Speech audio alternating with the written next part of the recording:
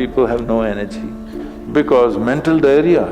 You eat bad food and then try to stop diarrhea, it's not going to work.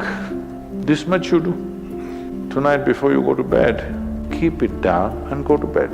In a little while, if you simply sit here, things around you will reverberate.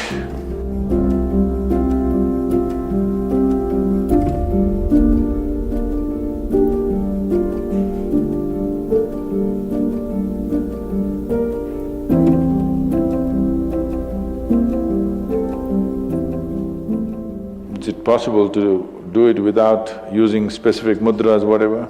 Yes. These are all small help, little assistance. You don't see a Shiva or a Krishna holding mudra and sitting like this, simply intense. Nor will you ever see me sitting like this. No, you will not see me practicing Shambhavi or this or that. If I just close my eyes for 20 seconds, I'm done. I'm ready for the day. So, this is all good help. But is it the only way to do it? No. You can simply sit. If you learn to simply sit, you'll become tremendously intense. Right now, your energy is simply expended by doing unnecessary, endless activity. When you have so much mental diarrhea, how can you have energy? Suppose you have diarrhea, do you see how weak you feel? Yes or no? Right now this mental diarrhea, that's why people have no energy. They want to just eat and sleep all the time because mental diarrhea is very exhausting. If you have physical diarrhea, you know how exhausting it is. Yes? This is also equally exhausting. People are sleeping 8 hours, 10 hours a day, not because they're working so much or their body is in such a bad state, it's just mental diarrhea. If you stop the mental diarrhea, there's enough energy to make this very, very intense. Now how do I stop mental diarrhea? If you have diarrhea, physical diarrhea, what is the first thing to do? Huh? What?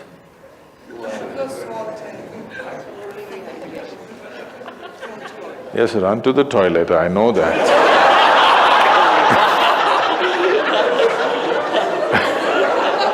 I'm saying as a corrective measure, what is the first thing you do?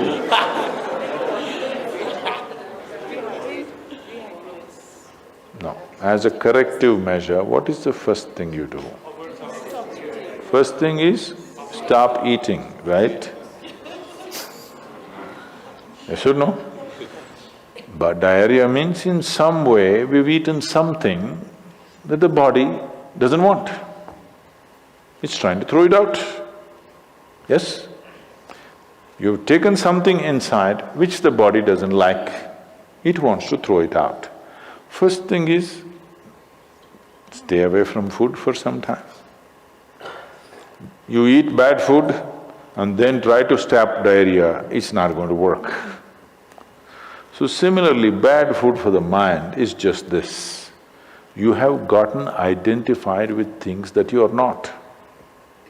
The moment you get identified with things that you are not, mental diarrhea is inevitable. It's bad food for the mind. Now it will run endlessly, do what you want. You do any damn meditation, you say Shiva, Rama, it's not going to stop. It's not stopped, isn't it?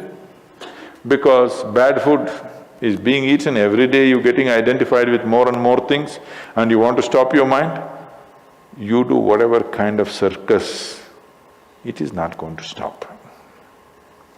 If you disidentify with everything, if you understand what is you and what is not you, If you keep a little distance from that, mind will become still. If you want, you can use it, otherwise you can keep it. Now my hand is there, if I want I can move it, otherwise I can keep it. This is a useful hand. Suppose it starts jumping like this. You clearly know there is some kind of an ailment, isn't it? Yes or no? So if hand is jumping, you know it's an ailment. If mind is jumping, is it an ailment or no? The ailment has come because continuous wrong diet. You tell your mind that I am this, I am this, I am that, I am that. It's having diarrhea. You stop giving it wrong food. If you clearly see what… even if you do not know what is me, at least you know what is not me, isn't it? This much you do. Tonight before you go to bed, sit on your bed and sit down and discount everything that is not you. This house in which you're living, is this me? No. This loving parent or mother, father, wife or husband or child, they're wonderful, but is this me? No. Now these nice clothes I'm wearing, is this me? No. Now my body, I like it, but is this me? No. Now I'm having so many thoughts, is this me? No. Now I'm having wonderful emotions, is this me? No. Like this, everything that's not you, before you sleep, keep it down and go to bed. Tomorrow morning, you will wake up considerably more intense than today. Every day you do it. In a little while, if you simply sit here, things around you will reverberate. Really. I was in… a few years ago, couple of years ago, I was in America and this is a very typically American question. This lady comes up to me and she's very angry. I've been doing this yoga for last 35 years, nothing happened. But you went and just sat on a rock and things happened to you. This is not fair. Where is that damn rock?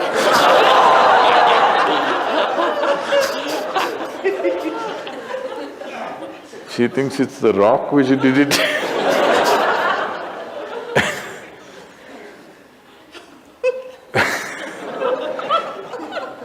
The only sadhana that I did in my life is, right from my very early age, though I was very actively involved with everybody around me, I never identified myself with my parents or my siblings or my endless number of friends or the society or the religion or the country or anything around me. Never identified. Not that I was not involved, I was very involved, very active. Even today I'm very active and involved, but not identified. If you don't identify with anything, there is enough energy in this to become intense.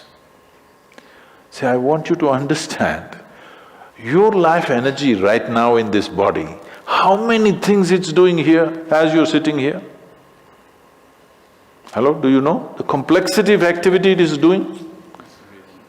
Every cell in the body, your liver, your kidney, your damn spleen and all kinds of stupid things that we cannot even figure even today.